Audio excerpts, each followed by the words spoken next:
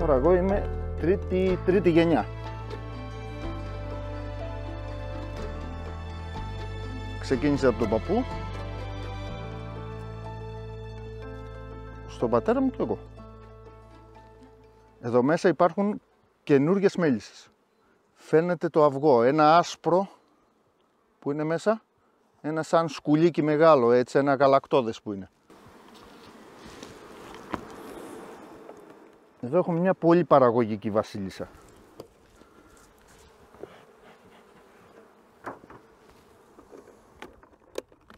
Δεν υπάρχουν 4 εποχές πλέον. Έχει μόνο καλοκαίρι. Φέτος η Άνοιξη έχει ένα μήνα, ο Μάιος έμεινε ουσιαστικά για Άνοιξη και τώρα άρχισε να λειτουργεί το σύστημα. Μέχρι πριν είχαμε χειμώνα. Και θα μπούμε απότομα σε ένα καλοκαίρι, το οποίο δεν ξέρουμε πόσα είναι. Οπότε όλο αυτό το πράγμα έχει μπερδέψει τον πληθυσμό, έχει μπερδέψει τη φύση όλη. Εκεί που έχει ανθισμένα λουλούδια, έρχεται, τα παγώνει, τα καταστρέφει. Η μέλισσα είναι κάτι το οποίο προσαρμόζεται. Άρα εκεί που ήξερα ότι έχω 4 μήνες άνοιξη, 3 μήνες άνοιξη, για να μαζέψω γύρες και τέτοια, ξαφνικά έχω έναν μήνα. Μέσα σε έναν μήνα πρέπει να βγάλω αυτό που έκανα σε 3 μήνες. Οπότε είναι καταστροφή πλέον. Έχει μειωθεί ο πληθυσμός τους. Αρρώστιες υπάρχουν πολλές. Κλασικά είναι η βαρόα, είναι η ψήρα που λέμε.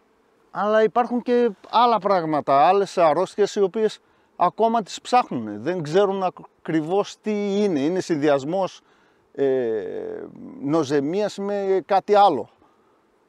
Είναι μπερδεμένη η κατάσταση. Ούτε ξέρουν τι γίνεται ακόμη. Οφείλεται στην πολλή υγρασία, οφείλεται στην ξηρασία, οφείλεται στο τι ρίχνουν στα φυτά πλέον από φυτοφάρμακα και από... Δεν έχει καταστραφεί, έχει αλλάξει όλο το σύμπαν.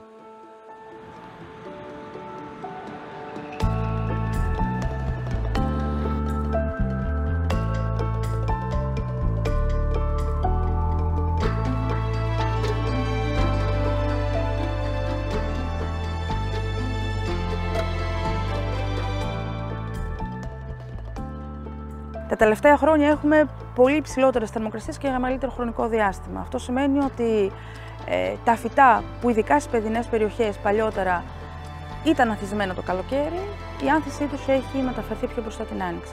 Με αποτέλεσμα οι μελισσοκόμοι να αντιμετωπίζουν ένα πολύ μεγάλο κενό ανθοφορίας. Το βασικότερο πρόβλημα είναι το διατροφικό. Δεν υπάρχουν φυτά, ειδικά στις παιδινές περιοχές, για να συλλέξουν τα απαραίτητα οι μέλισσες κατά τη διάρκεια του καλοκαιριού. Έχει μειωθεί η παραγωγή. Και με τους μελισσοκόμους κουβεντιάζοντας, αλλά νομίζω και πολλές φορές βλέποντας διάφορα στατιστικά στοιχεία, παρότι δεν είναι πολλά για τα ελληνικά δεδομένα, βλέπουμε ότι η παραγωγή μελιού έχει πέσει αρκετά.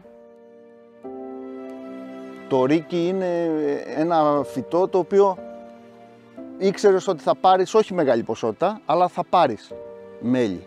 Πλέον έχουμε να πάρουμε ρίκι για μας, για το σπίτι, ίσως και 4-5 χρόνια. Είναι είδος προς εξαφάνιση. Και εκεί που είχες 10 ποικιλίες, 12 ποικιλίες μελιού, αυτή τη στιγμή έχουν γίνει 7 παραγωγικές. Οι υπόλοιπες έχουν εξαφανιστεί. Είναι πολύ ελάχιστη η ποσότητα που παίρνεις. Και όλο αυτό οφείλεται στο ότι δεν προλαβαίνει η μέλισσα. Δηλαδή ένα φυτό, η διάρκεια του ζωής είναι 1 μήνας. Δεν προλαβαίνει η μέλισσα να κάνει τον κύκλο της. Για να μπορέσει να αποθηκεύσει για αυτά, να περισσέψει, να πάρεις κι εσύ.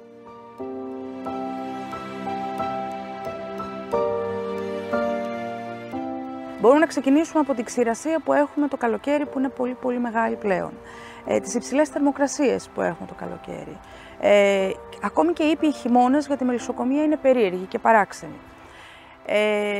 Εννοείται ότι οι φυσικές καταστροφές είναι ένα κομμάτι πολύ σημαντικό για τη μελισσοκομεία. Ας μην ξεχνάμε τις μεγάλες φωτιές που έγιναν στον Εύρο και στην Εύβοια. Δεν είναι μόνο ότι κάηκαν αρκετές χιλιάδες μελίσια, είναι ότι χάθηκε και ο τόπος στον οποίο μπορούν πλέον να στηθούν μελισσοκομεία. Εννοείται ότι πλημμυρικά φαινόμενα δημιουργούν θέματα στους μελισσοκόμους. Το είδαμε στη Θεσσαλία, μελίσια να φεύγουν από τον κάμπο και να βρίσκονται μέσα στη θάλασσα. Αλλά δεν είναι μόνο τέτοιου είδους πλημμύρες, είναι και απότομες βροχές. Το καλοκαίρι, λόγω της ξηρασίας, πολλές φορές οι μελισσοκόμοι βάζουν τα μελίσια στις παρυφές χυμάρων, γιατί εκεί υπάρχει υγρασία και υπάρχουν περισσότερα φυτά. Οπότε σκεφτείτε, μέσα στον Ιούλιο ξεκινά μια καταρρακτώδης βροχή, ο χήμωρος ξεχυλίζει, τα μελίσια που υπάρχουν δεξιά και αριστερά τα παίρνουν και φεύγουν και αυτά στη θάλασσα. Οπότε όλες αυτές οι καταστροφές οι φυσικές που βλέπουμε επιδρούν και αυτές στη μελισσοκομεία και στη μέλισσα. Το ένα κομμάτι αφορά τα διατροφικά προβλήματα που δημιουργούνται, με αποτέλεσμα η μέλισσα να μην έχει κάπου να φάει, να μαζέψει δηλαδή τροφή. Αυτό συνεπάγεται ότι και οι μελισσοκόμοι θα αναγκαστούν να ταΐσουν με τροφές που πολλές φορές δεν είναι σωστές. Έχουμε προβλήματα στην εξέλιξη του βιολογικού κύκλου της μέλισσας και του μελισσιού. Έχουμε θέματα παθολογίας. Εμφανίζονται ασθένειες ή εχθροί που δεν υπήρχαν παλιά. Για παράδειγμα, η σφίκα της Ανατολής, η Βέσπα οριεντάλης, που ήταν μια σφίκα της Ασίας, βρίσκεται εδώ πλέον και είναι ένας βασικός εχθρός των μελισσών. Έχουμε επίσης αρκετά προβλήματα όσο αφορά την εγκατάσταση των μελισσοκομείων, δηλαδή πού θα βάλει ο μελισσοκόμος τα μελίσια, και αυτό είναι πολύ σημαντικό, γιατί οι υψηλές θερμοκρασίες δημιουργούν θέματα και το πώς θα εγκατασταθούν μέσα σε δασικές περιοχές. Τώρα, το τι μπορεί αυτό το πράγμα να προκαλέσει, που βλέπετε ότι είναι πολυπαραγωγικό και αν το κουβεντιάσουμε θα βρούμε και πολλές άλλες πτυχές που επηρεάζουν οι κλιματικές αλλαγές στις μέλισσες. Οτιδήποτε ανθίζει και δίνει καρπό χρειάζεται επικονιαστή. Αυτό μπορεί να είναι άνεμος, αλλά αν θα δούμε τα περισσότερα φυτά είναι εντομόφυλλα. Δηλαδή είναι φυτά που επικονιάζονται από έντομα. Και αν είχαμε τώρα μπροστά ένα πίνακα, θα βλέπατε ότι η κοινή μέλισσα της μελισσοκομείας επικονιάζει ένα πάρα πολύ μεγάλο αριθμό φυτών. Άρα νομίζω ότι θα είχαμε βασικά θέματα και σε οποροφόρα και σε λαχανικά και σε καλλιέργειες όπως είναι τα τριφύλια ή το βαμβάκι, που δεν σχετίζονται άμεσα με την διατροφή μας, αλλά σχετίζονται με άλλες δραστηριότητες της ανθρώπινης ζωής. Αν μπορούσαμε να υπολογίσουμε ότι ο πληθυσμός των μελισσών στην Ελλάδα είναι, 10 εκατομμύρια. Και κάθε χρόνο αυτό το 10 εκατομμύρια γίνεται 8, γίνεται 7, γίνεται. Δεν φτάνει για να μεταφερθεί η γύρι από το ένα φυτό στο άλλο και να γίνει πικονίες που λέμε, για να μπορούν να αναπτυχθούν όλα τα φυτά. Κάποια στιγμή θα αρχίσουν να σβήνουν. Γι' αυτό και παρατηρείται και η μείωση χρόνου ζωής των φυτών. Δεν είναι, δηλαδή δεν κρατάει ένα μήνα η αμυγδαλιά παράδειγμα, κρατάει 15 μέρες πλέον.